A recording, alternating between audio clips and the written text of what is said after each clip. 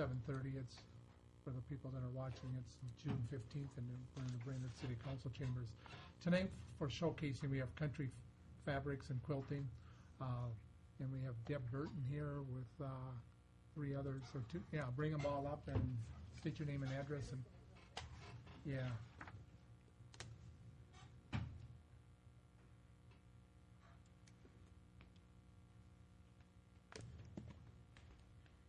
Give us your name and address up here.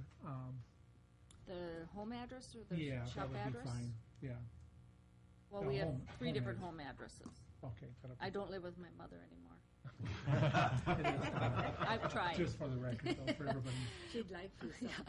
17474 Johnson Road And is where I live. The store resides at 909 South 6th Street. And your name? I am Deb Burton. And we'll just go This right is my mother, Lou Rademacher, and my daughter, Stephanie Burton. Thank you so much for coming tonight, Thank you. and go ahead and Okay. take her away. Well, I've already introduced, and one of my longtime employees, Brenda Peterson, is just here. We have been in business since 1970. Mother started the shop at that time, and we are a quilt shop featuring traditional and modern fabric. We also sell and repair sewing machines, sergers, and quilting machines. Mother has retired. Stephanie is the 3rd generation, and so it continues on. So when people talk about quilting, the first thing they think about is this little old lady, whole bunch of them sitting around quilting, when in fact, quilting is a $3.6 billion industry in the country. So and it appeals to all ages. We have young people, 7, 8 years old, all men. Many men are starting to quilt. So it isn't just a bunch of old ladies sitting around. We've got a lot of things that we do at the shop that no one ever sees, because when you drive by, it doesn't look like we have any cars ever anywhere. Well, the back parking lot can be full. So one of our biggest achievements has been that we were named in 2011 as one of the top 10 quilting shops in the country with Better Homes and Gardens, and many people don't know that. Big honor. They choose you. They come in and they do. They take over your shop for a day, take photos, and which makes it now us a destination shop, because many people want to hit all of the top 10 shops. So that was one of our biggest achievements that we had done. We celebrated that on the same time as our 40th anniversary of being in business, which is huge in a small industry. Our shop does a tremendous amount of eventing, and when we were talking with Gary, I don't think people really know what we do. We recently hosted a young designer named Tula Pink, who was in her 30s, well-known designer. We had over 100 women come and listen to her, and we call it a meet and greet. At that same time, we offered chances for $20 to win an autographed Bernina special edition Tula Pink sewing machine, which the proceeds went to Quilts of Valor. Any of you aware of Quilts of Valor? Okay, we have a group that meets every other Tuesday at our shop. We raised over $1,600 for them. And then Shirley Wallen, which I think many of you know, she won the sewing machine. So it was great. There was somebody that was local. Brenda is active in our Quilts of Valor group. We have a very dedicated group that come in. They cut fabric, they press fabric, they kit, they send out, and if I'm right, our group out of Brainerd has donated over 1,100 quilts, Brenda? Okay. That we see that go to the Quilts of Valor. So that's another thing that we do. Shop hops, shop hops are where it's just a frenzy. It's a shopping frenzy. How do you explain a shop hop to a non-shop hop person? Shop hops are where a group of shops will get together and decide that they're going to maybe run buses, and they come to your shop for a certain amount of time, then they move to the next shop, and by the end of the day or 2 days, they go back home. Well, we have participated in shop hops for many, many years. One of them, we had 4 or 5 states and 10 buses come through. 400 people, because Mother fed them all. So we took them all the way down to the home of Tula Pink down in Missouri, and our women shopped all the way down, which brought revenue to them, and it brought buses back to us. And I believe every bus was packed. So we are probably 500 people at minimum for whatever Mother fed. We have another, we just had a bus come in on Tuesday. We had 35 women, and they shopped at Mother's antique place at her house. Then they came into the shop and Christmas Point. So we kind of share a lot of the revenue, and they spend. And they spend and they spend.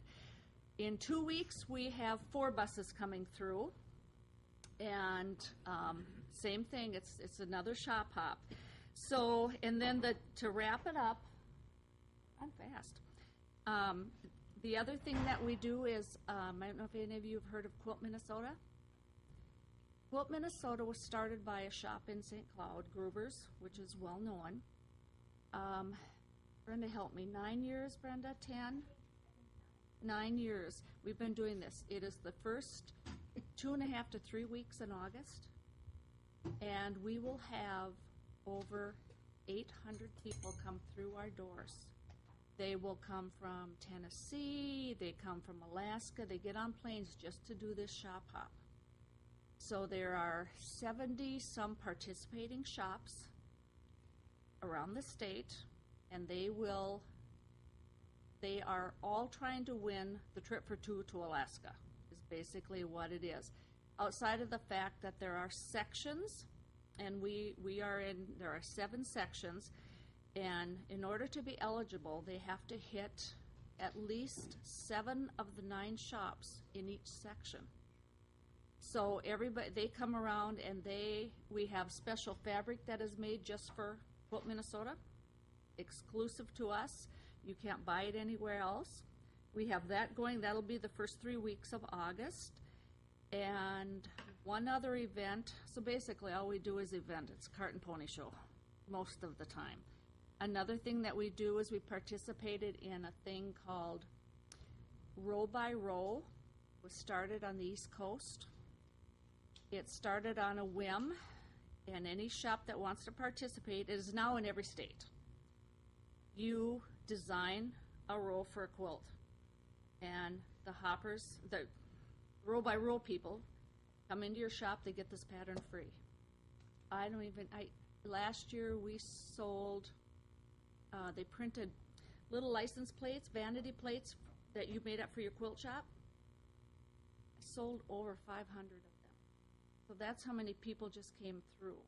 So those are the things that you'll see at our shop. Have any of you, other than Gary, visited? I know your wife has. We're more of a modern quilt shop, because the rage right now is the younger people. They're the ones that are quilting and sewing, and they do spend because they're going to have the latest of everything. So people that shops that say, oh, those young people don't spend. They spend. They're going to have iPhone 6s. They're going to have every widget there is. They're going to have the latest designer fabrics. So our shop is a mixture of traditional, more modern, because that's what I like. We have 2 floors. The building is over 100 years old, 104 years old. Believing it is. Yes. It used to be Weisky's, sold beer and minnows. Because Father Weisky is in town. I think he's at St. Francis. He came in to see where his grandparents lived, of the little store. So our store it's perfect for us. It's got charm, and we absolutely love it. So I would like to invite any of you guys just to stop in and check out what we do, because it's not a bunch of little old ladies sitting around stitching. They're not doing that. Sewing machines go anywhere from $100 to $15,000, just like your boats and motors do. So with that, are there any questions or anything?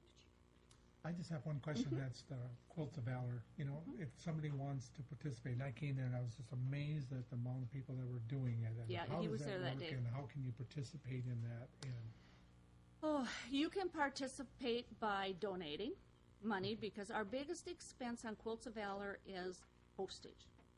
We get no cuts from the government or anything. So what basically Quilts of Valor does is it's all funded on, it's all donation. So people cleaning closets, grandma passed away, she had a bunch of fabric. What do I do with it? Well, donate it to Quilts of Valor. And I'll use the one example of a fellow who is part of our Quilts of Valor. His wife passed away. She had about a storefront of her own in one of her rooms. He has donated most of her fabric. Then some of the gals take it home.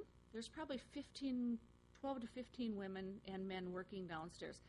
Somebody will take it home and they'll launder it all. They have designed their own patterns. They'll get back together. Somebody will press, somebody will cut, somebody will kit. A group will come in and say, or even individuals will say, well, I need 3 kits today. There's no deadline to bring it back. Bring it back when you bring it back. Unfortunately, there's always a need for these quilts. The quilts have to stay in a certain parameter, so you don't get a table runner and you get a queen-size quilt. So they stay within a parameter that everybody gets it. It also comes with a pillowcase. So when the gift is given to them, it is this quilt that has been pieced by somebody, has been machine quilted by somebody, and has been hand bound by somebody. Then it goes in the pillowcase, and then a chaplain, or they could go all over the state, will call and say, well, I have 30 quilts we need. Then we will look, and there are many chapters around the country, and it started with a mom's son who was injured. And I want to believe she made a quilt, and he said, can you make one for my friend? And that's how it all started. So that's basically what Quilts of Valor will be. So if you know people who want to sew them, if you know people who have quilting machines want to quilt them, you know, we take, if somebody wants to donate some fabric, the monies that I raised for them, primarily we have to buy our own batting inside, and we have to pay postage. So we might have a machine quilter that is in Salt Lake City. We need to get the quilts to her. They pay to get them back. Then we might have to send them to Fort Bragg. But that all is the funds that come out. In August, at my shop hop in August, that with the statewide shop hop, Quilts of Valor will man what I have to have a stamping station where it's passports and a lot of things. The monies that they generate by selling these quilt blocks during this event, I will also donate back to them. And I think last year we were $800 that we donated then. It was a lot. So that's what I like to give back. You know, it's not about taking, it's about giving it back, and that's the passion I have is the Quilts of Valor. And so we're very proud to have such a strong group of dedicated free people, because they come every other Tuesday and they're dedicated. So it's pretty cool stuff. Mr. Chair, could I ask, are any of your quilts the ones that are on display at the library? Those, I believe, are Carolyn Abbott's.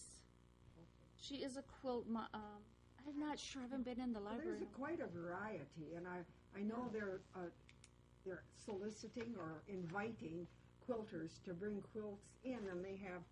They would be customers on there, Mary. Okay. They'd be customers Sure. possibly. Ours, people walk in and they'll say, well, can I buy one of these quilts? No, you have to make them. So we don't sell we sell the raw goods for you to make the product. But it isn't even just quilts. I mean, we have, when Better Homes and Gardens came to us, they asked me how many bolts of fabric I had. And I said, well, if I had that kind of time, then I have too much time. But I said, I know I'm not the biggest quilt shop in the country. I know that. But I said, I bet I have the most samples. And we started counting, and the samples can be a dress, a purse, we had over 1,100 sewn samples. And nothing hangs in my shop that isn't completely finished. So I'm very, very fussy about that. Who makes the samples? Brenda, Stephanie, my mother, myself, and we have some other angels out there that do some samples for us. But so come on in and see and know you can't buy them. You can't buy them. Most of my purses are worth $1.5 million by the time I get done with them. But we thank you and we invite you to come and see us. Perfect timing, right at 7:30. There you go. Now we can go back to the lake. Thank you. Thank you so much. But thank for you that. guys for your time and we see Jean, so Yes. she'll be our good word for us. They do nice. Go ahead. Go ahead. Thank you. Is the tape on? Ours is, Connie's gonna shut that one in a second. If we wait for Jeff to do it, it'll be a long time. Yeah. Right. Good evening, it's June 15th, 7:31. We're in the Brainerd City Hall Council Chambers. We'll start out with roll call here. Mayor Wally is absent. Johnson? Here. Orkenhagen? Here. Hilgard? Here. Cope? Here. Pritchett? Absent. Bevins? Here. Sheeler? Here. Pledge allegiance and stand.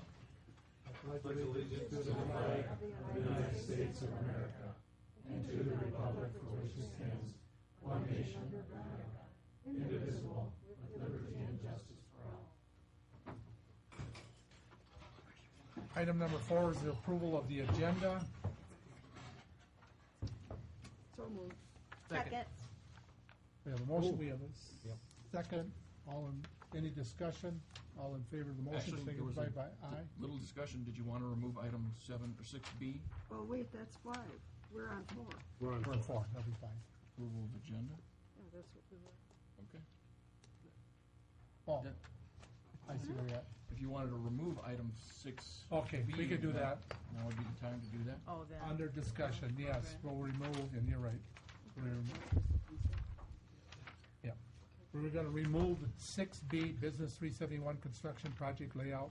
Jim Hogren is gonna reschedule that for July 6th. So, thank you, Patrick, for grabbing that. Oh, no. Okay, back to approval of the agenda.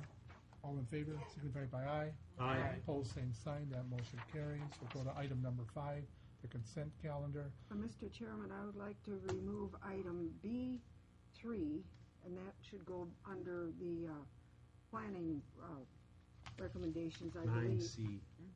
And also D, and I would suggest that go under B, where B was. Let's have that as item B. Have that where? I think she's saying is 6B, or the business 371, or Yeah, we're talking where, about. Oh, okay, where that was, okay. right, because that's gone. So we just move 5D to 6.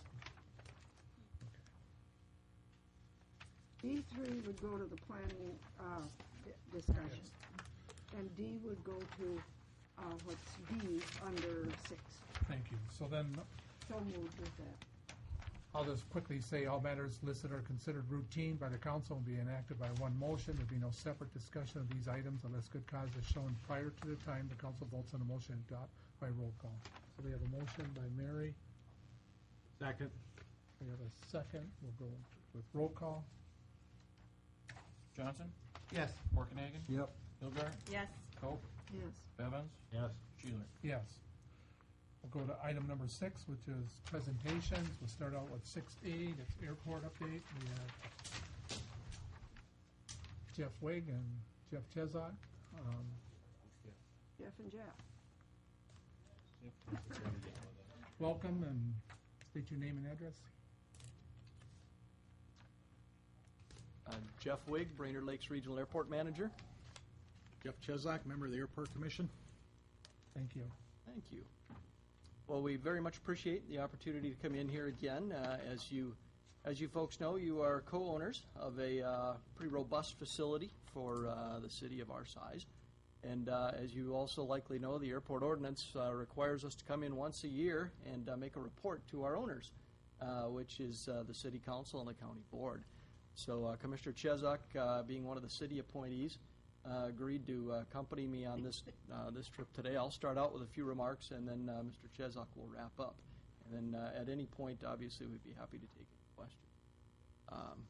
Just as you probably heard me say before, we're a fairly significant size facility for a city our size. About 80 based airplanes, about 70 to 75 people who work there on a year-round basis, and which is pretty good size for a city our size. Thought I'd start out just visiting a little bit about the airline activity, since that's the way most of us interact with the airport. We're starting year 3 with SkyWest Airlines. That flies as Delta Connection out of Brainerd, and it's been a really good relationship working with SkyWest. They've been a solid partner for the airport. In 2014, our outbound passenger counts went up by about 9.3%. And just to put that in perspective, for the whole Great Lakes FAA region of from Ohio to North Dakota, the average was about 2%. So pretty robust growth during that time. In 2015, we are budgeting for an employment increase of about 10%, and that's exactly where we're sitting as of the end of May, is at a 10% increase going into summer. And just to put that in a little bit of perspective, we had, during the 12-month period that ran from the middle of 2012 to the middle of 2013, which was pretty much our low point for passenger employments during this decade, we were at about a grand total of people flying out and flying in of about 26,000 passengers. This year, we anticipate that number to hit about 35,000 passengers during the calendar year 2015. A couple of events that have helped us with that is being unpaired from International Falls. Previously, up until December 31st, our airline flights in the morning started from International Falls, then came to Brainerd. And so by the time that plane got here, it had 20 or 25 people on it. And since it was a 50-passenger airplane, that pretty much limited the number of people we could put on board.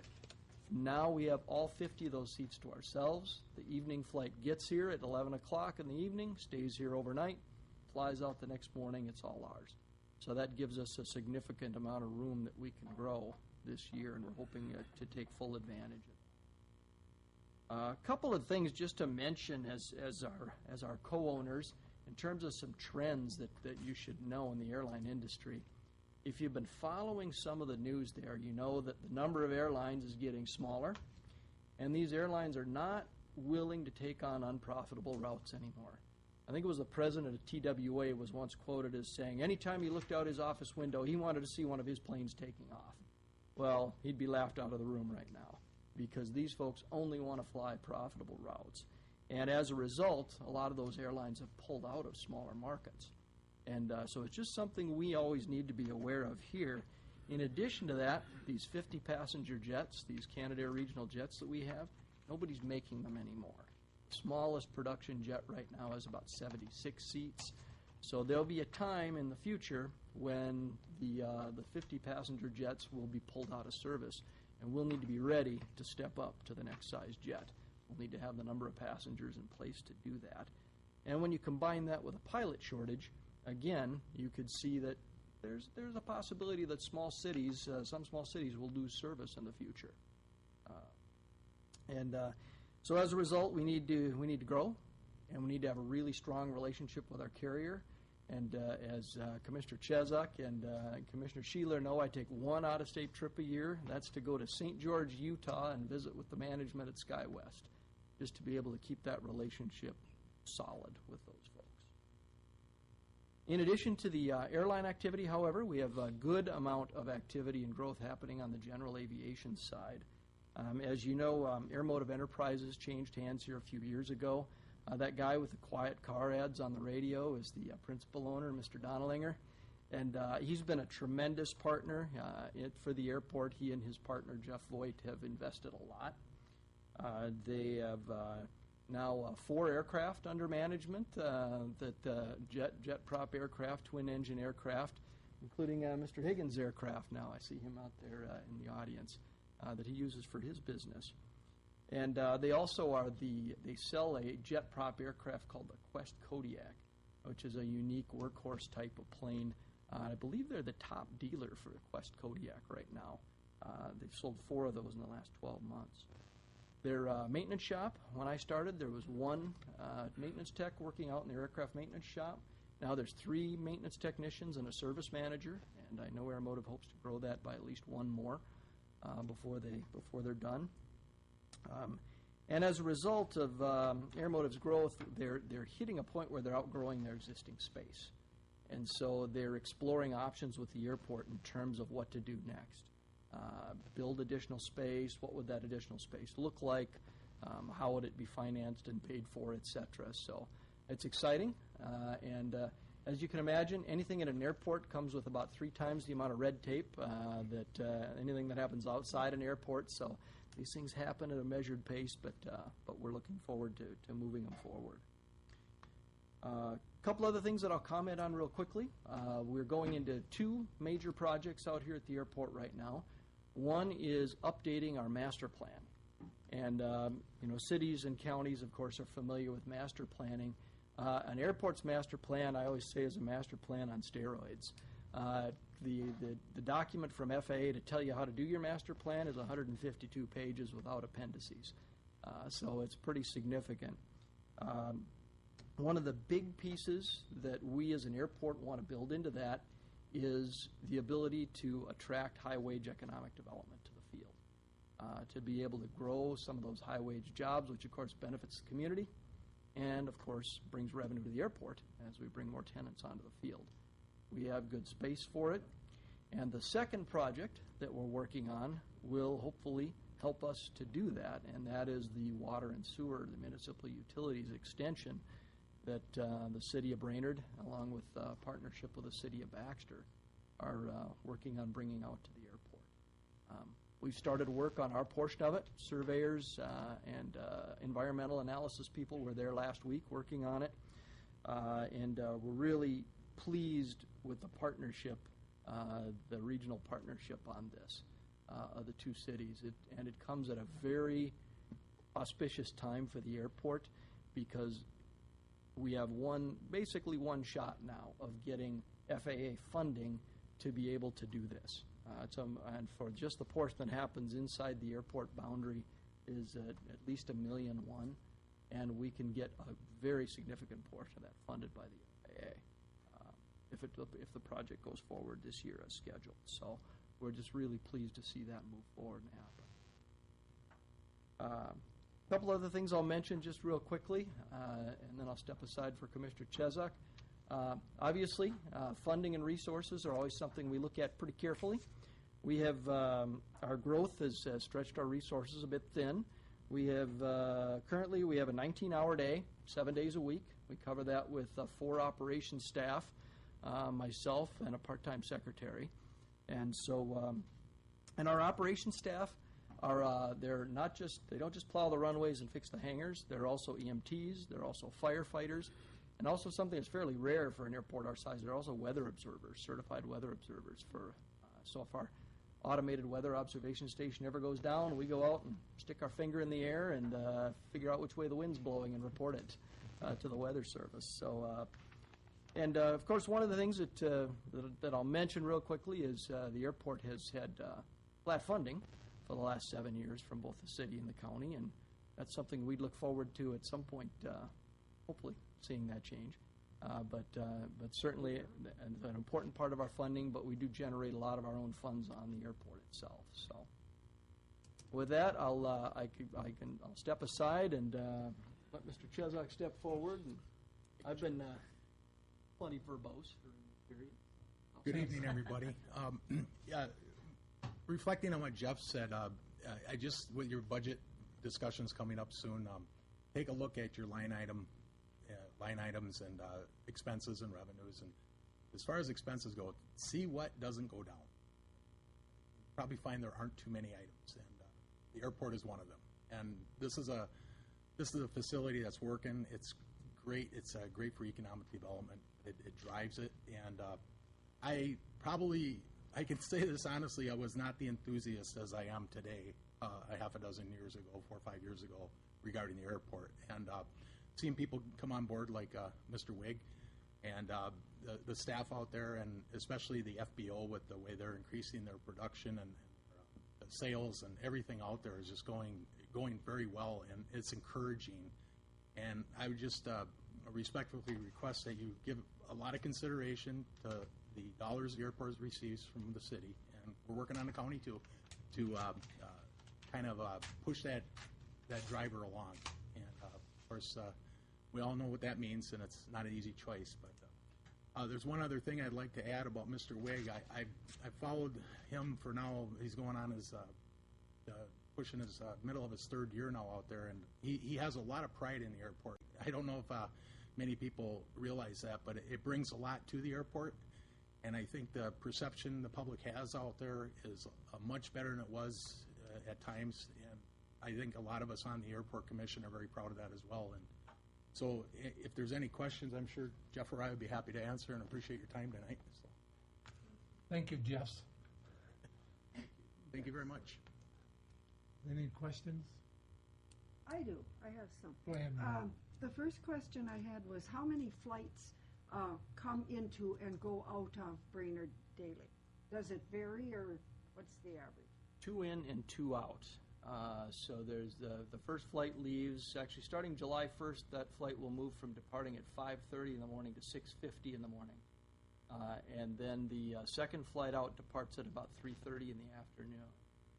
First flight in comes in at about 3 in the afternoon, and then the last flight comes in at about 10:45. Is there any potential for attracting more flights? It's a tougher sell now than it ever used to be. It is possible. I think we would need to approach about 80% of our capacity, and right now I would say we're in about the 65% range. And so we'd have to get up to about 80%. And just these added weekend, just to give you an example, these added flights that you may have just seen the news release on that we're getting on Saturdays and Sundays just in July and August, no one else in Minnesota is getting those. It's something they are very parsimonious in how they. Okay. And what is the status of the essential air service bills in Congress? To the best of my knowledge, that's moving forward. Our airport commission joined others in visiting with Congressman Nolan. He's a pretty influential person on the aviation subcommittee. He's been a solid supporter, and we believe EAS, typically what's happened to it over the last few years is it may go down just a little bit, but largely remain in place. If I had to get my crystal ball out, that's what I'd say. Okay. And then do you have a current master plan? Our current master plan was done it was done right at the time of 9/11. The actual Okay. publication date was November of 2001. And has that been completed? In other words, what was in it, has that occurred? Yes, the biggest piece in there, well, 2 big pieces, were the expansion of the terminal facility, which was done, and then the construction of a longer northwest-southeast run. Previously, our main runway was counter to 90 degrees to the prevailing. Those two big pieces were done, as well as some smaller. As you develop another one, what are the kinds of things you will be looking at, and who will be invited to participate? We'll have a plan now is to have a master plan advisory committee, and who we'll likely look to first is the constituency groups that were involved in our strategic planning effort. So we had, obviously members of the Airport Commission, which of course included city and county council and board representatives. We had Brainerd Lakes Chamber, we had BLADEC representation, and we had a number of people from the pilot community and passengers, some of our frequent flyers. Certainly open to suggestions to others. Well, of course, trying to keep the group from being 50 people, too. So. Right. And then a final thing, if I may, Mr. Chair, a suggestion would be awfully helpful to have a light or fluorescent painted posts by the driveway. When you come at night, as we did just Saturday night to pick someone up to the airport, it was the 11 o'clock flight in from Minneapolis. And as you go beyond Jordan Road, there's all kinds of lights there, and you think, oh, that must be the airport. But it isn't. And so you go just a little bit further, there's the driveway to the airport. There's no lighting of any kind, nothing. And I think it would be extremely helpful to have something there.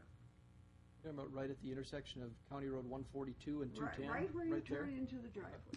Okay. Yep, there is no light. Drive it at night when it's very dark, which it was Saturday night, and you really can, it just would help.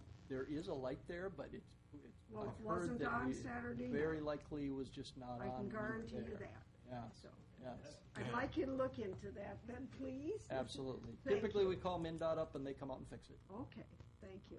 Yep. If I may, I did receive an email from Congressman Nolan, and the Essential Air Service funding had made it through House, and it's now, I guess, going to be brought up at the Senate, so Okay. that'll be something to watch for. Any further, Just a kind of a. go ahead, Pat. Mary asked an interesting question when she asked the number of flights, and you mentioned it was 2 commercial. When you take into effect the DNR, the state, with the state patrol, the hospital, the air helicopters, private individuals, about how many flights are coming in and going at any day? Well, what we count at an airport is operations. An operation can be a plane that's departing, a plane that's landing, a plane that's shooting a practice instrument approach and its wheels never touch the ground. All those things count as one operation. Mm-hmm. And the estimates have run on average in that 90 to 100 range a day. But, you look at, like, when North Memorial is flying and when they're training, they may do 15 operations in a day just by themselves. So that's a very good question. But we figure about the commercial airline traffic only about 10% of our whole traffic, private. Any further discussions? Thank you guys so much. Appreciate it tremendously. See you Thursday. Thank you. Well, we're going to move to the next item, which will be 6B, which was now 5D, and that'll be city notification, support submitting application for Mississippi River Partnership Plan for regionally significant park destination approval of. Move to approve. We have a Second. motion, we have a second. Any discussion? Yeah, Mr. Chair, my concern was that it seemed like it might be putting the cart before the horse.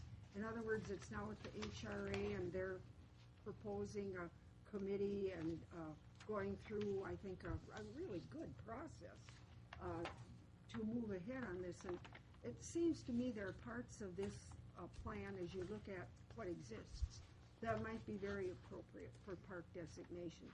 Other parts, not so much. And so I wondered if it wasn't really putting the cart before the horse, or in other words, not giving the HRA and the committee they're going to be developing the opportunity to review it and make recommendations, because you want that committee to be something besides just figureheads. You want them to be real. And I think if you start doing all of these things, a committee is just window dressing. And I like things to be real, genuine. So Thanks for that's the my comments, concern. Mary. Any further discussion? We have a motion, we have a second. All in favor of the motion, signify by aye. Aye. Same sign, opposed. Aye. That motion carries. We're going to move to the next item, and this will be 5C, Capital Improvement Plan, CIP, and refunding bonds. This will go with the safety and Personnel finance. personnel but, finance. Mr. Steinman is here, and he would like to have some discussion, and then we will have motions. Sure. Good evening, Council. Before you this evening, there are 4 specific action items, including a public hearing on a CIP public hearing, and 3 resolutions, all related to 2 proposed bond sales. They're proposed to occur on July 20th at 10:30 that morning, and then I would bring the results back to you that evening, July 20th, at your meeting. The first bond issue is $890,000. It's called your Series 2015B. This has 2 pieces. A small $245,000, what we would refer to as a new money component. These are dollars that are related to funding the assessment portion of your 28th Street project this year. The remainder of this series is a refunding, $645,000 refunding, which shows savings today of about $58,000. It's a refunding of your EDA lease revenue bond that was sold in 2002 for construction of your public works garage. So our proposal is to refund that EDA lease revenue bond as a general obligation capital improvement plan bond, which requires you to put it in your capital improvement plan, the public works garage, and hold a public hearing on it. So that's the reason for your public hearing this evening is that you have added the public works garage to your CIP, even though it was constructed some 14 or 15 years ago, and you're holding a public hearing on it, taking comments on that plan. And that is the statutory mechanism that allows that refunding to move forward. And your second series of bonds, the 2015C, is also a refunding in the amount of $1,940,000. It is an improvement bond and utility revenue refunding bond showing savings of about $65,000 as of last week. And so on, again, the sale is July 20th. The way that the market has been moving, there is some chance that your larger refunding may not meet the statutory requirement to be refunded. We won't know that until July 20th. And you'll have the opportunity that evening to say, well, on that one, you won't have a choice. If it doesn't meet statutory requirement, we won't be able to award that issue. On the first, the CIP refunding, it still also has to meet a savings threshold, even though that one doesn't have a statutory threshold. So, again, today that one is at an estimated savings of about $58,000 net of all costs. The second one at an estimated savings of about $65,000 net of all costs. And I'm happy to take questions. If there are any. We have resolutions, but I believe you have to call for the public hearing First, correct. So Yep. then our committee does have resolutions, Mr. Chair. Thank you. Thank you, Okay. I guess, Paul. The next item then, what we'll be doing here is doing a public hearing, and we'll open up the public hearing at 8:58 or 7:58.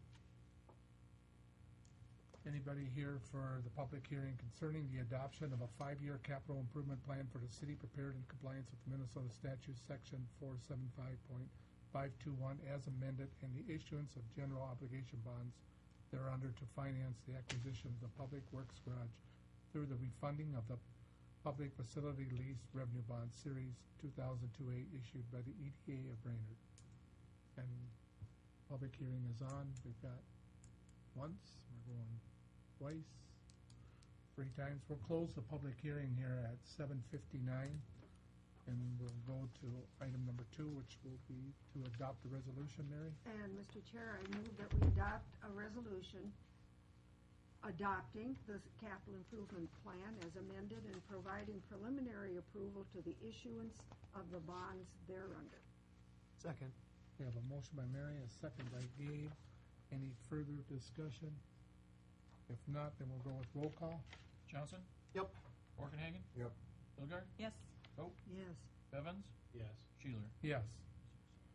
Then the next item, The Mary? next one, I move that we adopt a resolution providing for the issuance and sale of general obligation improvement and CIP bonds, Series 2015B, in the proposed aggregate principal amount of $890,000. Second. We have a motion by Mary, a second by Gabe. Any further discussion? We'll go with roll call. Johnson? Yep. Orkenhagen? Yes. Hilgard? Yes. Coe? Yes. Bevins? Yes. Sheeler? Yes. Next item, Mary? Is to adopt a resolution, and I move that we adopt a resolution providing for the issuance and sale of general obligation improvement and utility revenue refunding bonds, Series 2015C, in the proposed aggregate principal amount of $1,150,000 $940,000. Second. A motion by Mary, second by Gabe. Any further discussion? Roll call? Johnson? Yes. Morganhagen? Yes. Hilgard? Yes. Coe? Yes. Pritchett? Evans? Yes. Schuler? Yes. That'll end that, and we'll go to the next item, which will be 6D, Royal Tire Tax Increment Financing. We have Bladek and Paul Steinman here. Chris? And this is also on the P&F committee? Yes, it is.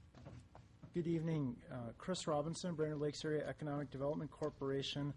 We're excited to be back in front of you this evening regarding the Royal Tire project. You might recall that this project was originally before the council for conceptual approval back on May 4th, 2015. At that time, the council gave conceptual approval and directed that Bladek should work with city consultants and city staff to bring the project forward with additional detail, and we've had a chance to do that. We've worked diligently to bring this forward to you, actually as fast as statutorily allowed. So just a brief reminder for you, Royal Tire Inc. and an affiliated developer, DLP Investments LLC, is proposing to redevelop the current site of Royal Tire at 615 Washington Street. The project would involve the demolition of the existing building, removal of the parking lot structures and other infrastructure to create the way for construction of a new retail, tire, and automotive service store. We presented back in May details with pictures and surveys, etc., and we do have representatives from Royal Tire here this evening if you should have questions regarding the project or the construction itself. But moving directly into the purpose for the hearings and resolutions tonight, you'll recall that in order for this project to be financially feasible, the developers had requested TIF financing assistance from the city. And as we presented originally, this is a nice redevelopment project that certainly qualifies for TIF financing. It would be a nice catalyst for economic development and redevelopment near 6th and Washington. It would eliminate a blighted building, create additional jobs, and would also increase tax base in the city. You'll recall that there are 10 jobs currently that would be retained at this location, as well as creation of 2 new jobs during this, or by this end of the second year of the project. Median hourly rates for jobs at that location are $16.23 an hour.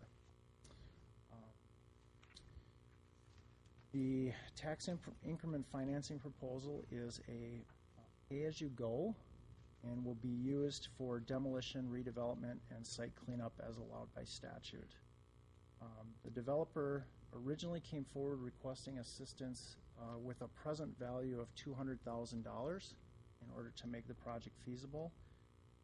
And during the study portion leading up to this, and after consulting with the assessor's office regarding valuation on the property after the project is complete, our financial consultants and legal counsel determined that not more than $171,000 in present value would actually be available. So we've been in consultation with the representatives from Royal Tire, and they are willing to proceed with the project if the city is willing to provide that assistance as requested.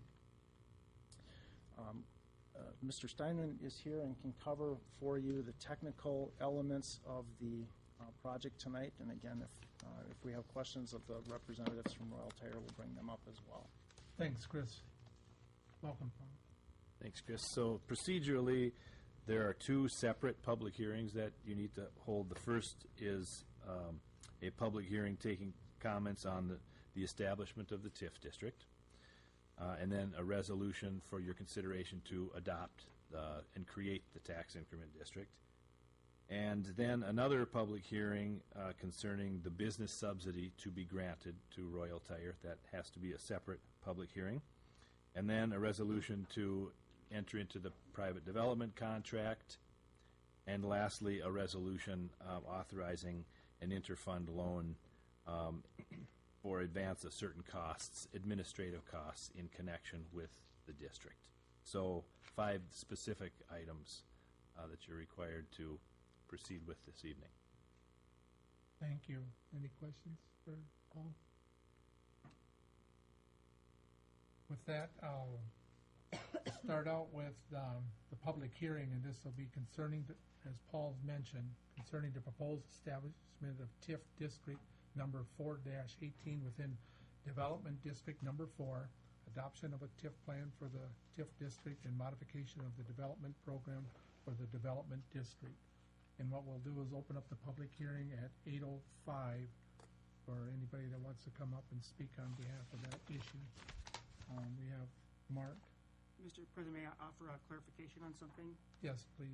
In the tax increment finance package, you do have a resolution from the Planning Commission citing its compliance with the development plan for the city of Brainerd. I just want to clarify that there is a set of findings of fact that do go along with the resolution that should be a part of the plan. You don't see them on the backside. They do show up in another, in the planning department memo. So I just want to make that part of the record. My question, and I know it's public hearing, my question, do you want those read out loud? No, or- no, okay, I just want to point that okay. out for the record. Okay, thank you. We're still under a public hearing. Anybody else for the public hearing? Anybody else? Elo's here. Okay. You want me to- You want to do Would it you on? like to introduce the Royal Tire Okay. people? Give them an opportunity to speak Yes. before we take Sure. action I tonight? could tell I was getting some Yes. hand motions from Patrick, and so maybe it would be easiest if you wanted to come up and introduce yourself and your name.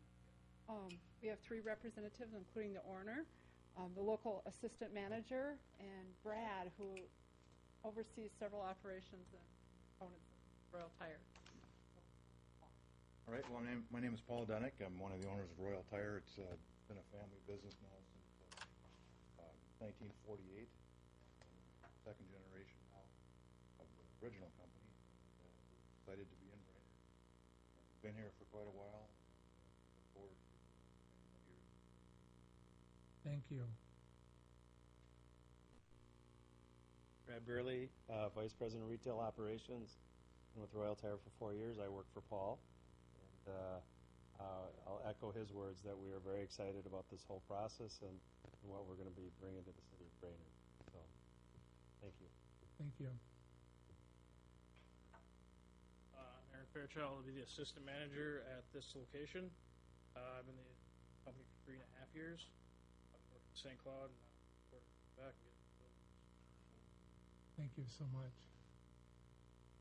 Anybody else for the public hearing? I just thought it would be an opportune time to, they've taken the time to Yes. drive all the way up to Brainerd, to thank them for being here and glad to have them part of the community. With that, we'll close the public hearing at 8:08.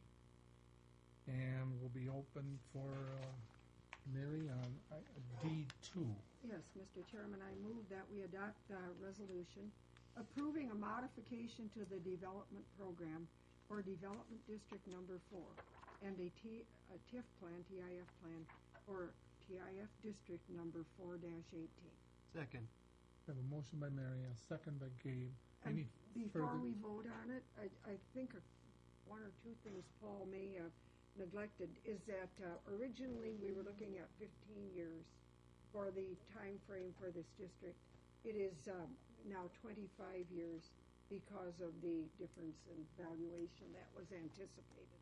And of course, he did identify that the total increment is $171,000.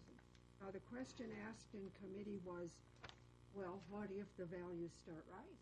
So the increment is greater. Well, then the option for paying off the district or decertifying the district earlier exists. And so we felt, as has been said, that this is a great thing for Washington Street, for the entire city. And I would believe that as well as the 2 new jobs in your facility, that there will be jobs during the construction part of it that will also be valuable to the city. For all of that, we thank you. Thank you, Mary, for that. We have a motion, we have a second. Any further Can I just discussion? get Go a- ahead, Chip. Just a question, clarification, Mary, regarding Brainerd, other Brainerd jobs. Does that indicate that a Brainerd company will be doing that construction? I don't know that. I don't know that. I don't, maybe they perhaps have their process, but jobs are jobs, and people eat and stay places, so.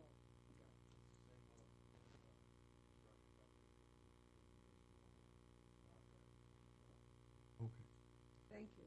For those people that didn't hear him in the audience, you want to repeat what he just said, Chip, so that they can hear it? That it's St. Cloud-based, the management company, but they're getting bids from local Yeah. area contractors. Thank you. Thanks a lot. With that, any further discussion? Roll call. Johnson? Yes. Borkenhagen? Yep. Hildegard? Yes. Cope? Yes. Bevins? Yes. Sheeler? Yes. Then we're going to go to D3, which will be another public hearing. This public hearing will be concerning business subsidy to be granted to Royal Tire Incorporated. And we'll open up the public hearing at 8:11. Anybody that want to speak on concerning the business subsidy? Go once, twice, and then I'll look up and we'll close it at 8:12. So the public hearing is now closed. So we'll move to adopt, and I'll let Mary. I move we adopt a resolution approving the contract for private development with DLP Investments, LLC, containing a business subsidy agreement. Second. We have a motion by Mary, a second by Gabe. Any further discussion on that? With that, we'll require a roll call. Johnson? Yes. Borkenhagen? Yes. Hildegard? Yes. Cope? Yes. Bevins? Yes. Sheeler? Yes. Then we'll move to D5.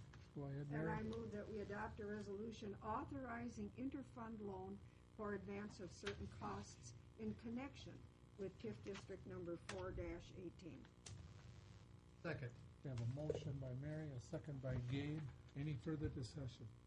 Mr. Chair, it might be pertinent to point out, which I should have done earlier, that there's been a $15,000 fee paid already to the city for administrative costs. And this motion simply allows, if there are additional costs, the city can Thank you, Mary. We have a motion, we have a second. Any further discussion? Roll call. Johnson? Yes. Borkenhagen? Yes. Hildegard? Yes. Cope? Yes. Bevins? Yes. Sheeler? Yes. On that note, I want to thank you guys tremendously for coming in town and your I presentation. think we should give And them. Blade, Paul and Chris, thank you guys all. It was a lot of hard work.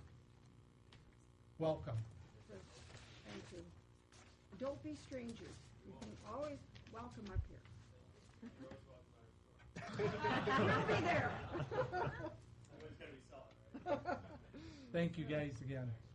Item number 7, we're going to go to council committee reports. We'll start out with the Personal Finance Committee. Mary? Okay, Mr. Chair, we've had so much here tonight.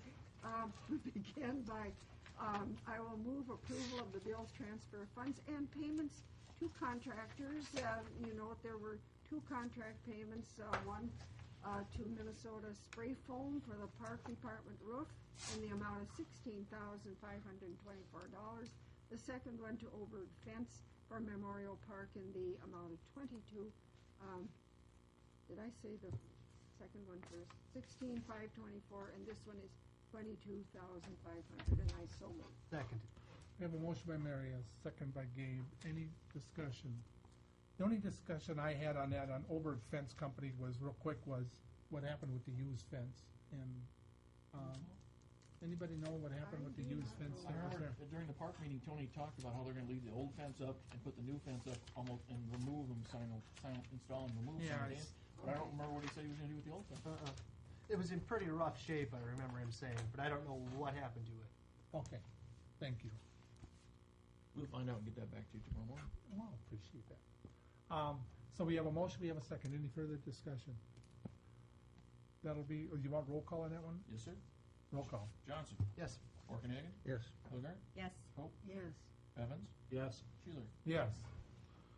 Go ahead, Mary. Okay, thank you, Mr. Chairman. The next one is approval of the city administrator contract.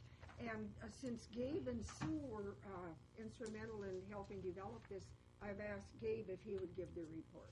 Right, and I'll start with the motion, and I'd move to have the city attorney draft an employment agreement that incorporates the terms of the memorandum I gave you, with the one change being under subpoint 8, if Mr. Thurine voluntarily leaves the city in his first 2 years of employment, we would ask that he reimburse us for the relocation expenses.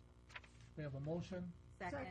We have a second by Sue. Further discussion. Go ahead, Gabe. Yeah, and then, so, I think you all saw the email from Sharon. Let me know if you have any questions, but I'll give it a quick rundown. We are going to offer to have him on the salary administration plan. He will start at step C. He is aware we have a longevity program, but he's not a big proponent of it, so he is willing to not even deal with longevity, so that's a good thing.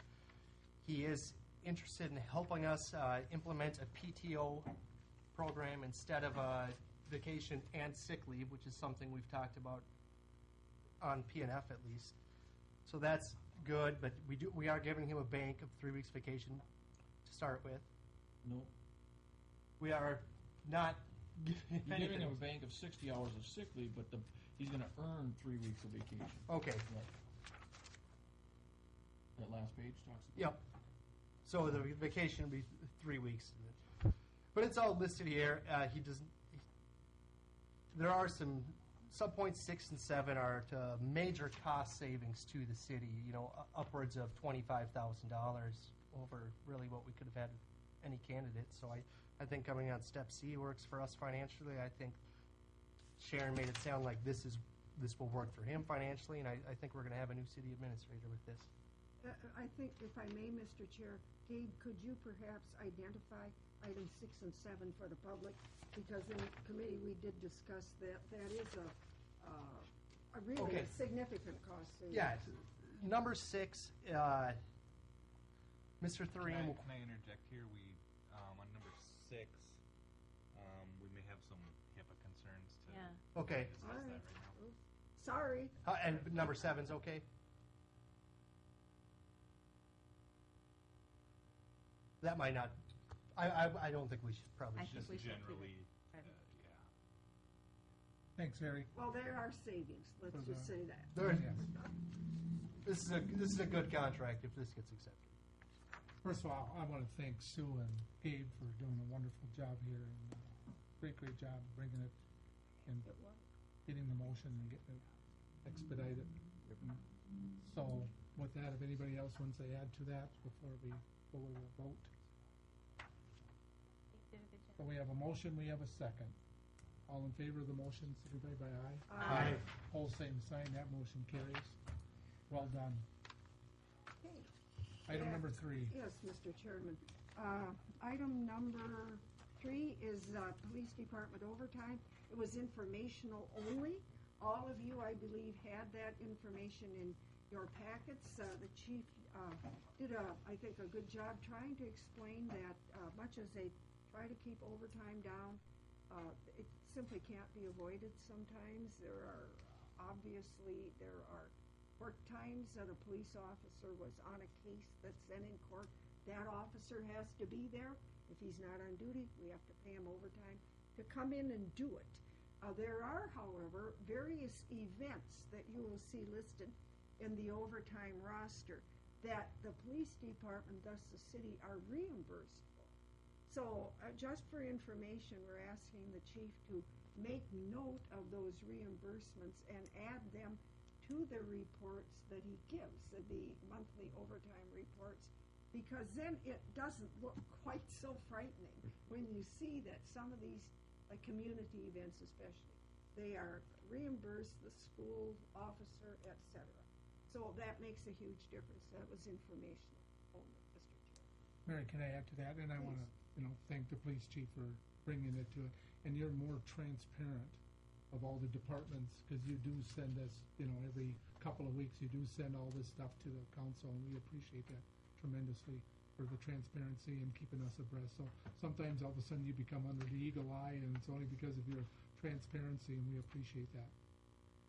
Well, I think it should additionally be said that in this day and age, when you turn on the TV and you see some police person or department being lambasted, I think what a blessing we have to have this department. And we should say that. Thank you, police department. Chief McQuiston, so thank you. You want me to move on? Yes, please. Mr. Chair? Okay, Fire Department, item number 4. The motion is to authorize a conditional job offer to Timothy Holmes as our fire chief with a tentative date of hire July 13th, 2015 at Step A of the Salary Administration Plan. This is subject to a successful completion of pre-employment physical, drug, psych, and background checks. And by the way, Step A is 85% of the base rate, and I so move. Second. We have a motion by Mary, a second by Gabe. Further discussion on that, Mary? I don't have any. Further discussion? With that, all in favor, signify by aye. Aye. Pose same sign. That motion carries. Go ahead, Mary. Thank you, Mr. Chair. The next item is to approve Mr. Langerud returning to the Brainerd Fire Department as a paid-on-call firefighter from his leave of absence, which was approximately 1 year. And he is now returning. I so move. Second. We have a motion by Mary, a second by Gabe. Any further discussion?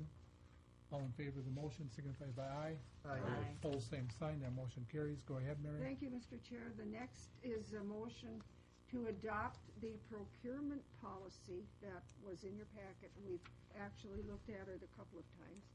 And I would move that we adopt the policy with one addition. And that would be that the item, any item that would be used or would be procured under this policy must be within the adopted budget. Second. We have a motion by Mary, a second by Gabe. Any further discussion? I think that one will be roll call. Okay. Johnson? Yes. Borkenhagen? Yep. Hilgard? Yes. Coe? Yes. Evans? Yes. Sheeler? Yes. We'll go to 7-6.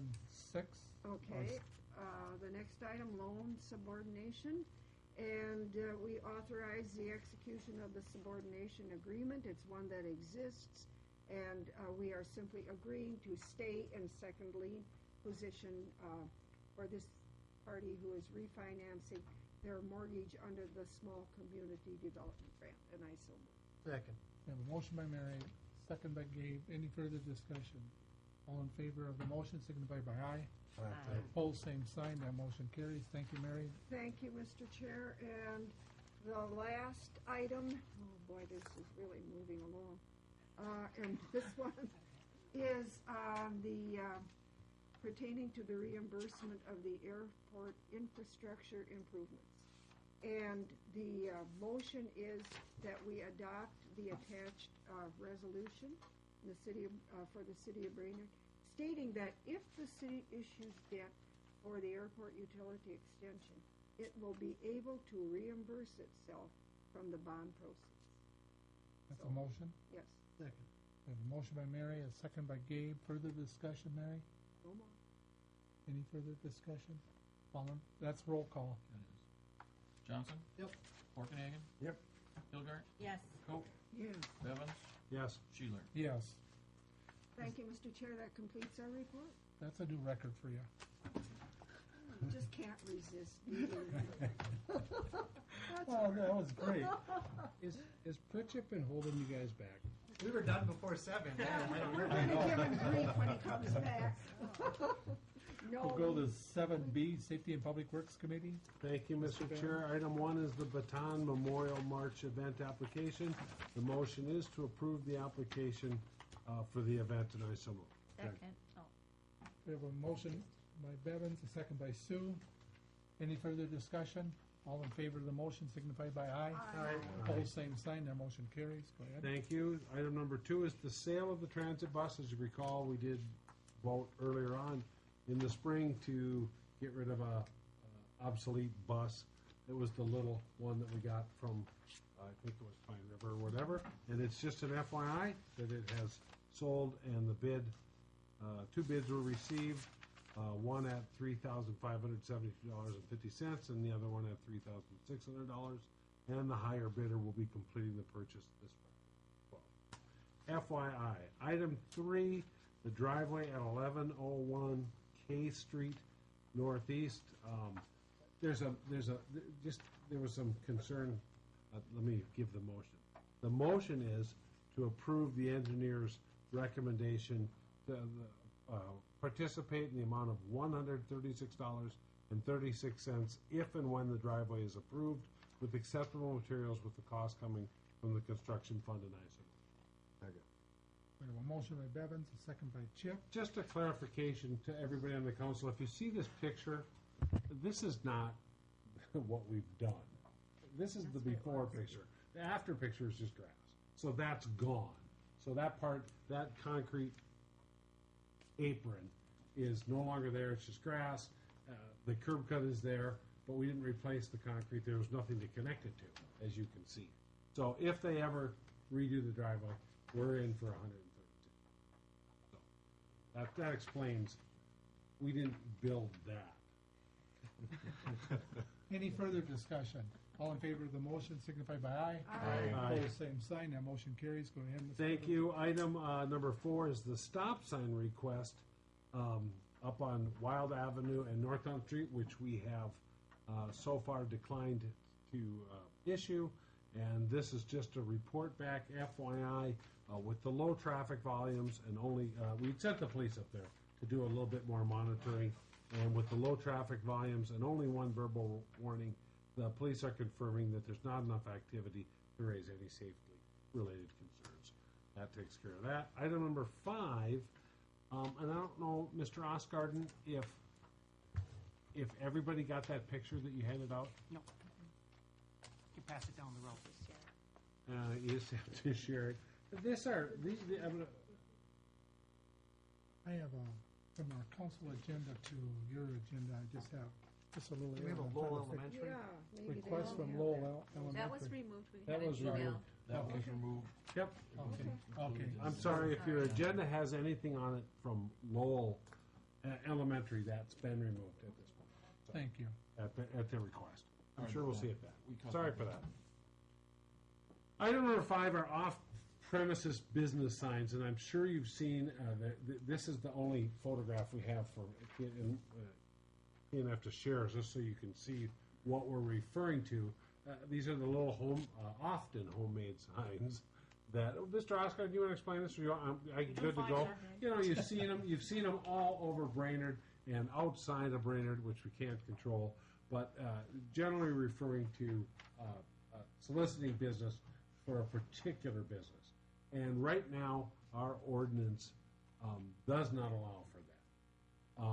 We also haven't been enforcing the ordinance because there's been some question as to whether it's really the intent of what the council wants to do.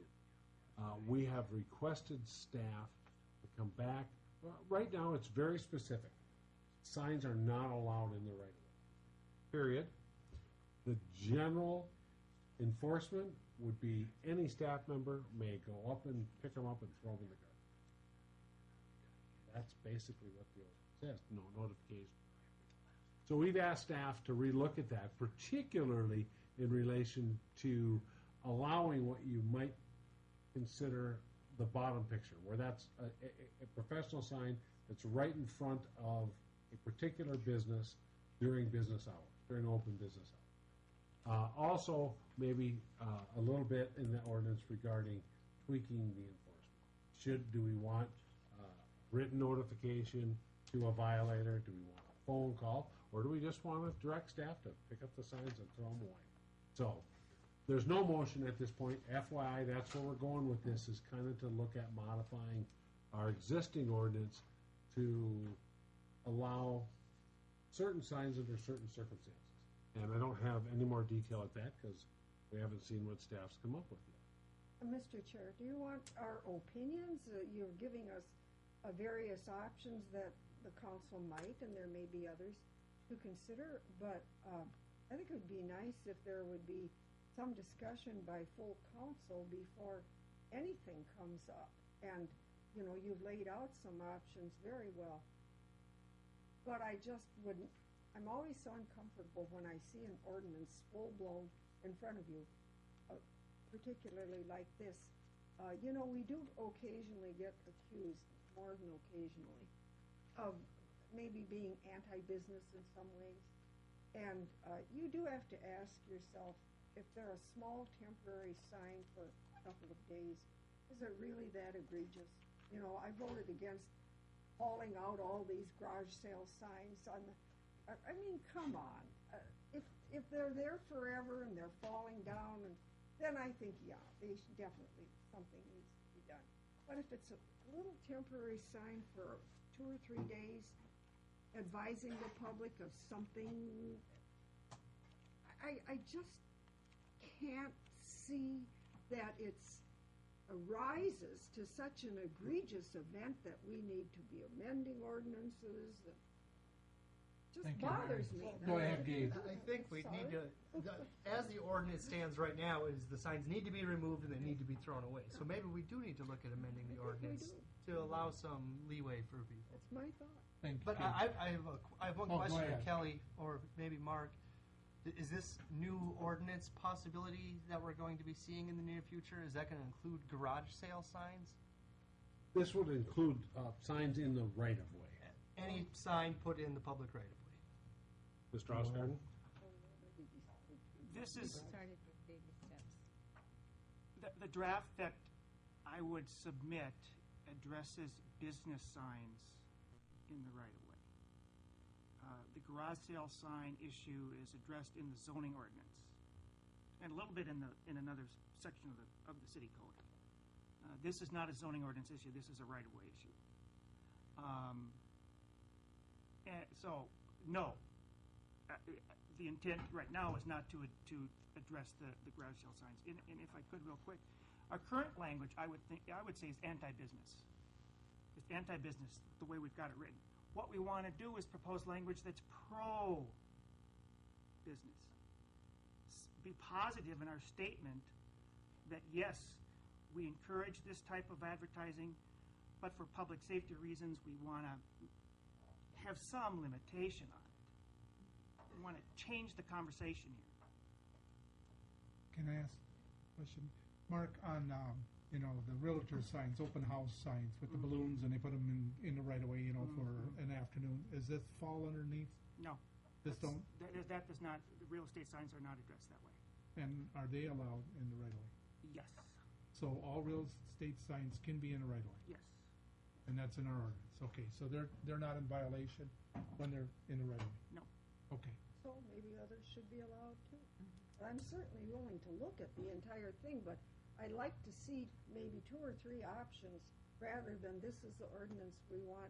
Maybe 2 or 3 options that we can look at. Thank you. If that's the council's desire, I'll certainly try that, but I don't know what the options might be, but we don't need to get into that. Whatever the council's desire is. Okay, Mr. Bevins, go ahead. That was strictly informational. I'm sure if you've got some ideas, you know, I'm sure Mr. Osgarden is always open to listen. Right. So, the thought, of course, on the options is how do you know where you're going until you know where you're starting. Right now, we're starting with absolutely no off-premises business signs.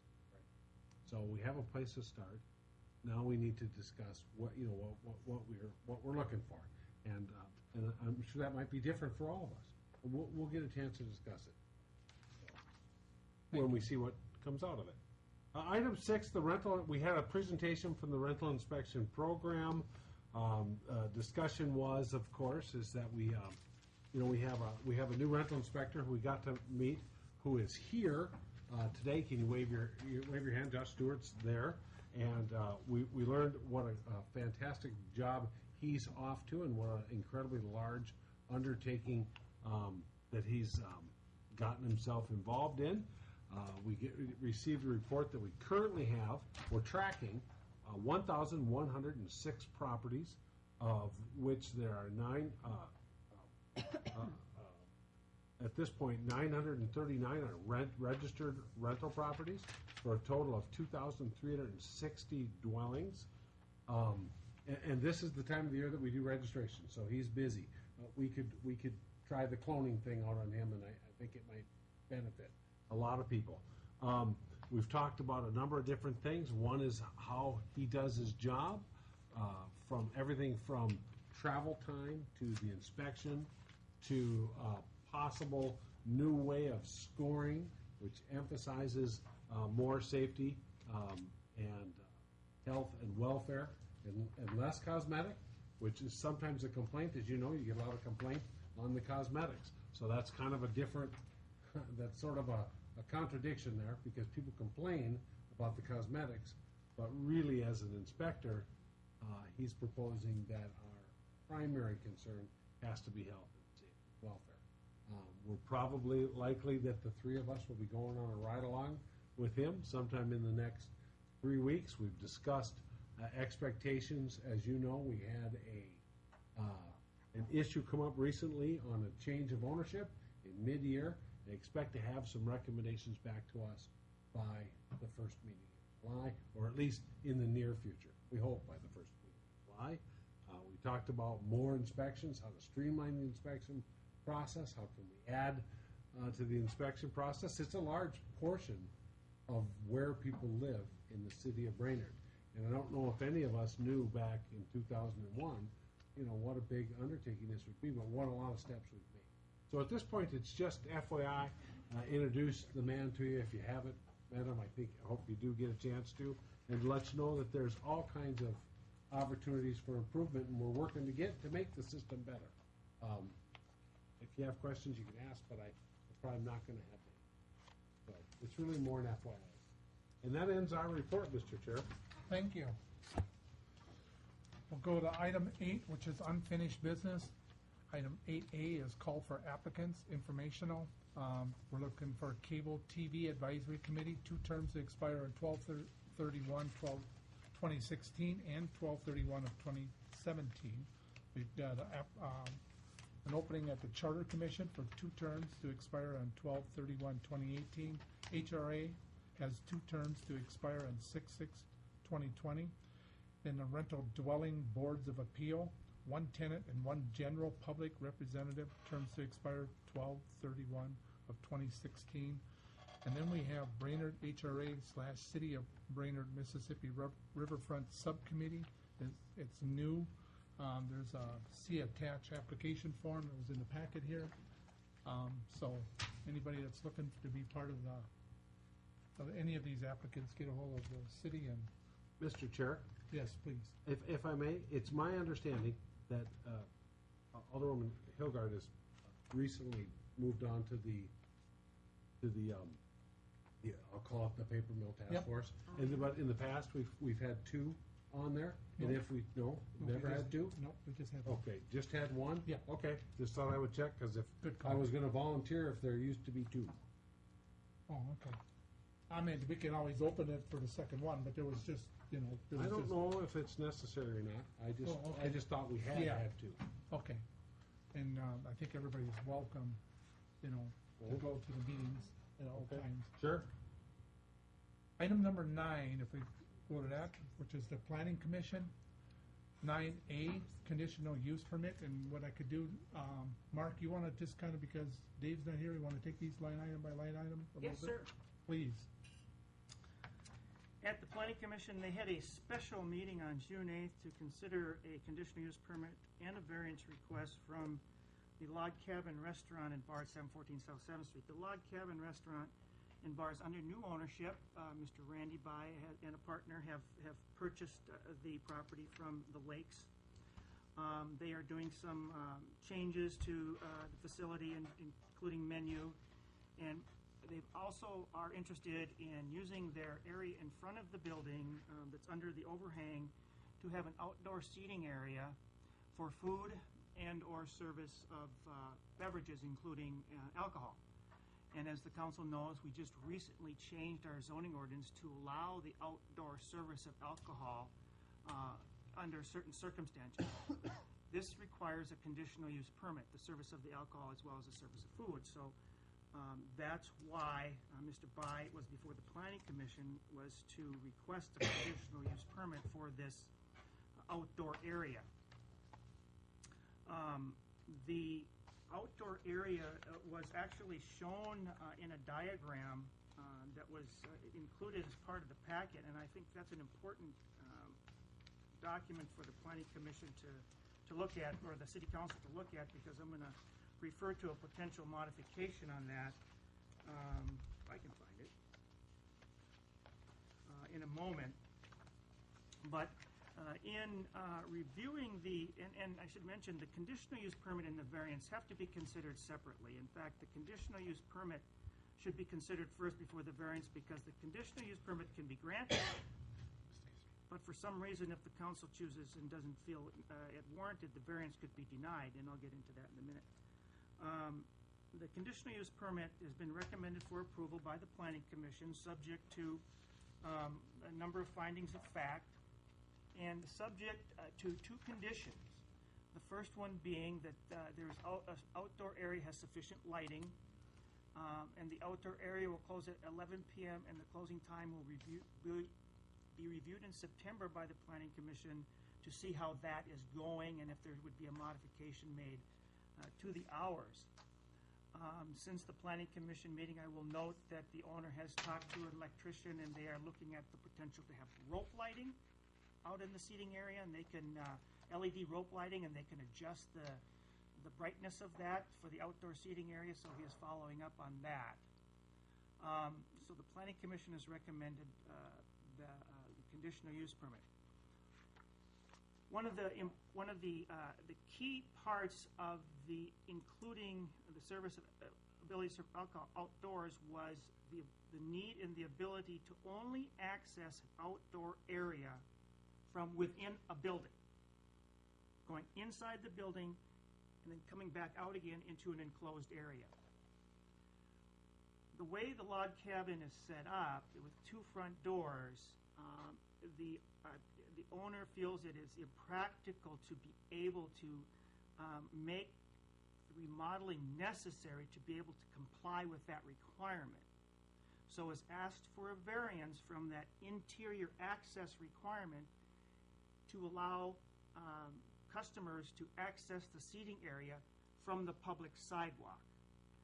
And I would like to turn your attention to that diagram that's in your packet, because this really depicts how the access from the outside will be gained. You'll see that the two doorways that are identified, there's an 8-foot area and then two arrows, and to the left and to the right there's two door openings. There will be the barrier will be along the front. The access to the doors will be open, and about halfway down by the tables there'll be openings there. A customer will be able to come in off the sidewalk, go through the opening, and sit down at any one of the 32-inch, 42-inch, 60-inch, or 42-inch tables. And the same way on the left side. The customers will come off the sidewalk. There'll be a gate there, an opening there where they'd be able to enter in and sit down at any one of the 42-inch tables. And I should have mentioned this on the conditional use permit. The middle table, where it says 42 inches, after a lot of consideration, Mr. Bai has indicated that initially that table's not going to be there. That's going to be removed, and that center section will be completely open with the gates to the left and to the right. So that's a bit of a modification. One of the things I'd like to suggest to the City Council, if you are so choose to do it, if in the future it works out that the 42-inch table area he wants to put that there and it can work, and he can provide a barrier across the front, would the City Council be willing to allow Mr. Bai to add that table and the barrier without having to come back to the Planning Commission and the City Council for that one table? Okay? We can clarify that if you need to in a moment. But the Planning Commission has recommended approval of the variance based on practical difficulties associated with doing the changes, and has recommended both of these, the conditional use permit unanimously. I should also mention, I'm going over this quite thoroughly because this is really our first one, and it's kind of important that we get off on the right foot. The barrier style has been identified, and I even did a diagram showing a typical section of that barrier and how it could look across the front. I won't go on any further. Hopefully I've said everything that generally covers the request. Planning Commission's recommending both unanimously, and I'll shut up, and if there's any questions, I'll be happy to try and answer them. And by the way, Mr. President, Mr. Bai is here this evening. If there's any detailed questions, I would refer those to Mr. Bai. Well, hi, Randy. Let's start out with a motion. I move to approve. We have a motion. Second. A motion by Gabe, second by Kelly. Now we'll start with discussion. Go ahead, Mary. Under the conditional use number 9, Mr. Chair, Yes. I didn't think there was going to be any serving of alcohol from the public sidewalk. What am I missing here? This will not be on the public sidewalk. It's on private property. The area where the tables are, Yeah, that's under the overhang at the log cabin. That's his private property. so number 9, the concern raised by the police chief and the city attorney are actually not relevant. Oh, they're relevant. Oh, Let me that's what I'm clarify. trying to figure out. The concern is that there wouldn't be enough room for wait staff, for example, to bring a drink out of the restaurant without going out onto the sidewalk to service the table. But there will be room for the wait staff to bring the drink out, go between the table and the barrier, and stay on private property. That was the concern. The other concern was if a customer is getting a drink, that they don't take the drink out the door, walk out onto the sidewalk, talk to a friend, and oh, by the way, it gets over to their table in a minute or two, and is out in the public right-of-way. We don't have ordinances that allow that, and that's what we've got to prevent from happening. But it's almost certain to happen. I mean, is Mr. Well- Bai going to, somebody will have to monitor it, or you know it. That is a very good point. That's the owner's responsibility to oversee that, and that can't happen. But it's the owner's responsibility. Any further discussion? I had one other Yeah. question. Reading it over, I saw absolutely nothing, and that was good. That there would be there was no alluding to any broadcast, whether voices or music or anything.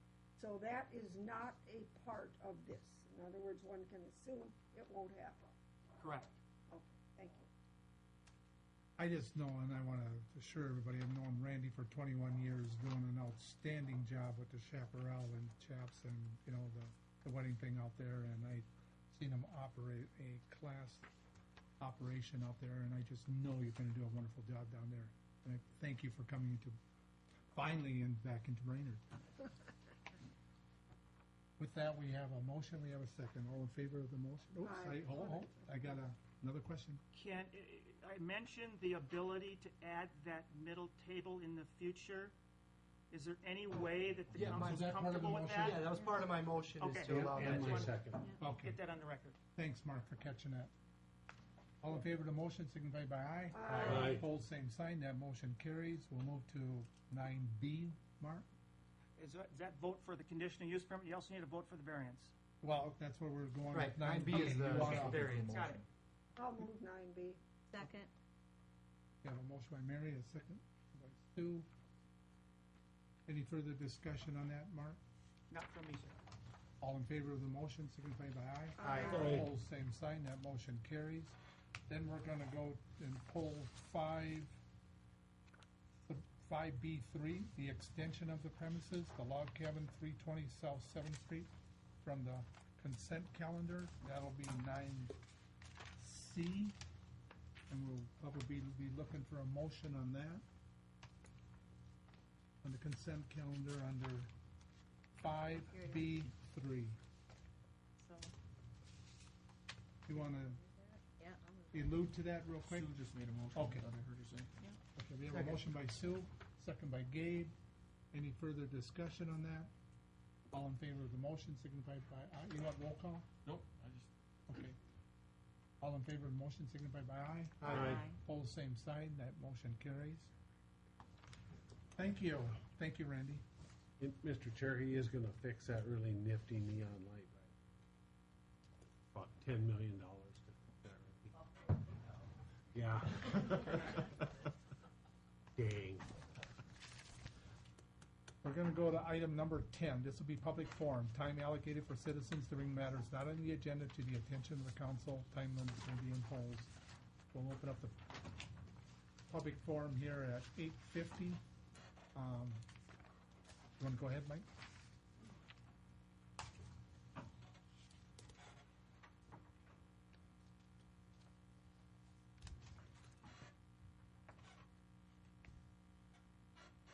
Mike? You don't get one till you quit.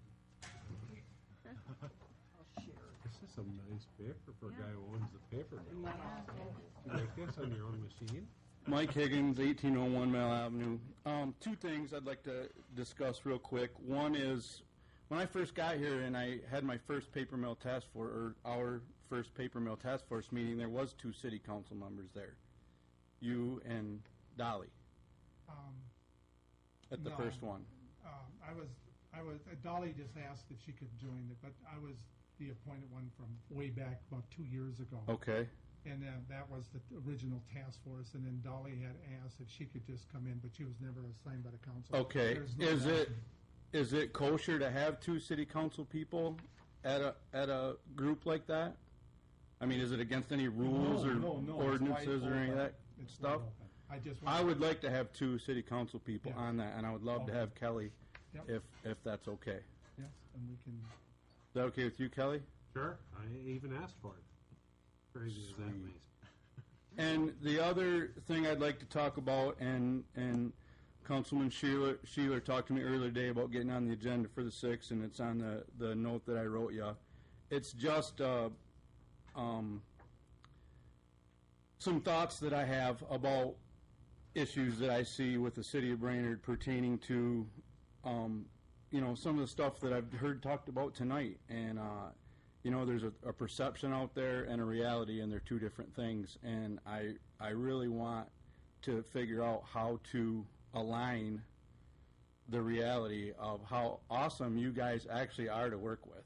I mean, I talk to people all over this community, and being the newcomer, it's been very interesting to me. I've never been in politics in any of the other projects that I've had, but I really want to talk in open council about some of this stuff and get your guys' view, and I think it's actually kind of awesome that you're going to have a chance for a couple weeks to look at this. And if you got any questions, thoughts, comments, my office is always open, and any residents in Brainerd or the greater Brainerd Lakes area, seeing as how I'm on TV, the number's on the gate, and if you want to talk to me, you got any questions, rumors, there's 2 sides to every story. My door's open, so thanks for your time. thanks, Mike. Any questions? Well, I And what want I'll to do- thank you, Mike, too, for the banner.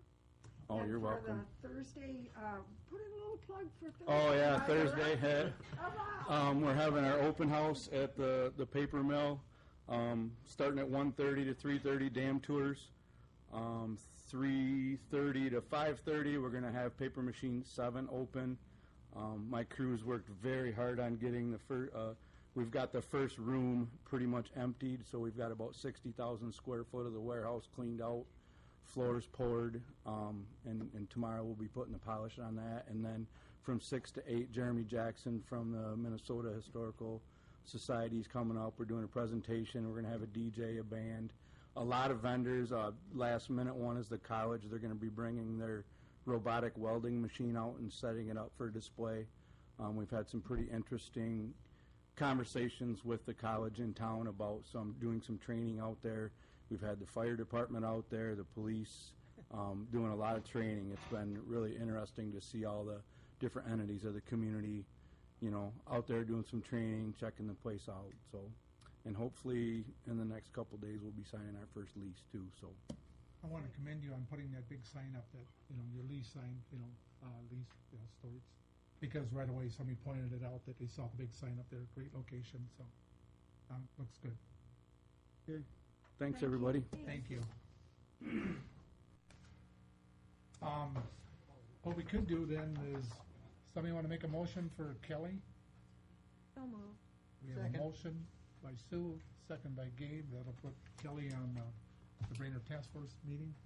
All in favor of the motion, signify by aye. Aye. Both same sign, that motion carries, thanks. There you go. Item number 11, staff reports. Anything under the staff reports? Rick? I would just note as follow-up from the last city council meeting, I have been in communication with Representative Heitzman about getting clarification from the House staff and for scheduling a meeting now that the legislature had their second go-around, and I have not heard back from him yet on either issue. I will keep you posted.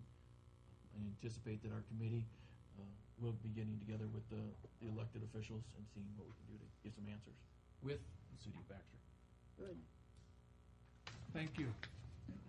Any other staff reports? Item 12, we'll go with council president, mayor, and council other committees. The only thing I have is, Mike, I'm going to put you on the July 6th council agenda with what you presented here. Thank you for that. We're also going to probably adjourn from here to your public meeting that you're going to have at the Industrial Center on Thursday, which will be, the meeting will take place between 6 and 8 Thursday at, Brainerd Industrial Center.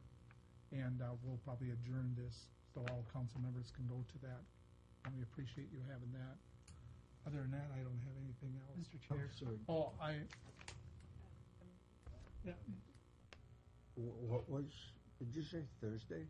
Yeah, it's at the BIC. That's part of History Week. That's one of the agenda items. Okay, for I'm History sorry. Week. Yes. I Right. thought, It's not a special yeah. meeting. It's a social event. go ahead, Gabe. I forgot to mention when we passed the motion earlier to extend a job offer to Mr. Thoreen, we need to set up a special meeting. So Okay. he's going to get the offer tomorrow or the next day, then we should probably meet on Wednesday, Thursday, Friday, and then hopefully just approve and be done. Did you come out of something with committee? The motion, if I can summarize it, was to direct the city attorney to draft the agreement for Sharon, then to share it with Mr. Thoreen, and then they figured by Thursday at noon that you'd be done with getting it all done tomorrow, Eric? I can be, yeah. Thank you. And then the council could, Mr. Thoreen can review that, sign that, and then the council could meet on theoretically a Thursday at noon. Yeah, that's what we If we can thought. get Because he could put it in his notice as soon as possible, but we'd need to get this done to get him Right, we get have his to notice. accept it. So Thursday, the 18th at noon? Do we have a possible quorum? It shouldn't take Is more that going to than be okay for everybody? 15 minutes. I'm good. Right here? Yes. Yeah, right here. Thursday at noon, we'll meet here real quick too. Unless there's a glitch, but let's hope No, not. I Okay. We only you need might have a 4. quorum. Yeah, okay. I'll be here. I'll be here, so we'll go with that. Pritchett will not. No, he won't. Do we have Chip?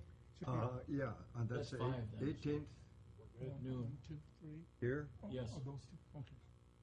Yeah. I'm going to commit and then not show. Please don't.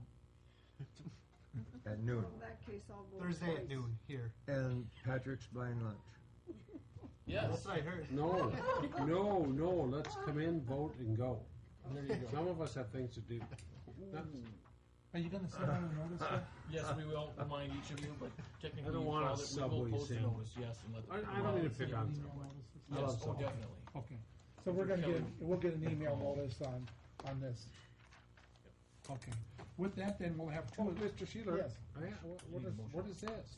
Oh, Oh, from the plaque book, from the That was just- county. I understand what it is. Why is it on I my? saw it here too, so go ahead, Mr. Bevins, tell us what we have I here. have no I idea. just shared it with council, so you know all the different townships and where Brainerd's at, and when we have different fire district discussions. Okay, it's a fire district thing. Do we need to move to have that meeting on Thursday? You're gonna, yes, it would be preferable that you adjourn to that meeting on We're gonna Thursday. adjourn Okay. to that one. Okay. But if you actually call the meeting to adjourn to it, that's appropriate. The Okay. process is you have to call it. So. Okay. So that was your motion to meet it? Call the So moved. Thursday? Second, Thursday at noon, We have a motion. We have just for the Thurine contract. Yeah. Not for all the other crap that you guys want to talk about. It goes for We have a motion, we have a second. All in favor of that motion, signify by aye. Aye. Opposed, same sign, that motion carries. Unless it's the Elks wanting to serve beer. Then or we're the gonna go Eagles to wanting item serve number beer. 13. Well, wait, you went way too fast. You didn't see if anybody else had a committee report. Here we go. It's history. Do you have any history? Yes, it's history week. Yes. It's Can we history keep it week. to an hour? And it would be very nice to see some of the council or all of the council at some of the events. Now, today was, well, yesterday, of course, was Railroad Days, and thank you especially to Councilman Gabe for putting together a kind of a last-minute car show, because the car show we thought we had didn't materialize, and I won't go into that long, sad story. So Gabe very quickly put something together and has volunteered to do a full-blown one for next year, and we accept. And then, of course, there were tours of the shops. Today was Veterans Day, and I did not see any council people or staff at any of the events except me. And that was sad. That's sad. Brainerd has sent a lot of its sons and daughters to the wars throughout the years. And it was a chance to honor them. There was some great material and presentations by the Daughters of the American Revolution. They had some really interesting pictures and handouts. It made me feel kind of sad that I didn't see my peers there. Tomorrow, of course, is the historic North Side tours, and I don't know if any of you have signed up for any of those, but cemetery tours in the morning. And then on Wednesday is downtown, the children's parade, the puppet show, the face painting, all the things for kids. And in the evening, as you know, is the old-time dance, including the chicken dance at yesterday's Gone. Led by?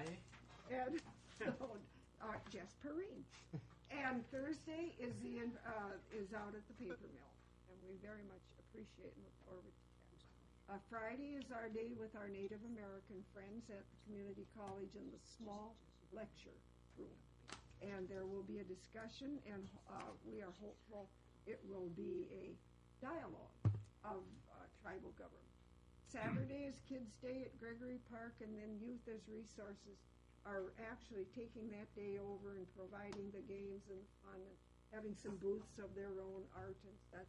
And Sunday, of course, is the interdenominational church service at the Congregational Church. So I hope that you will come to some or all or make an appearance, and hope you'll be there. Thank you.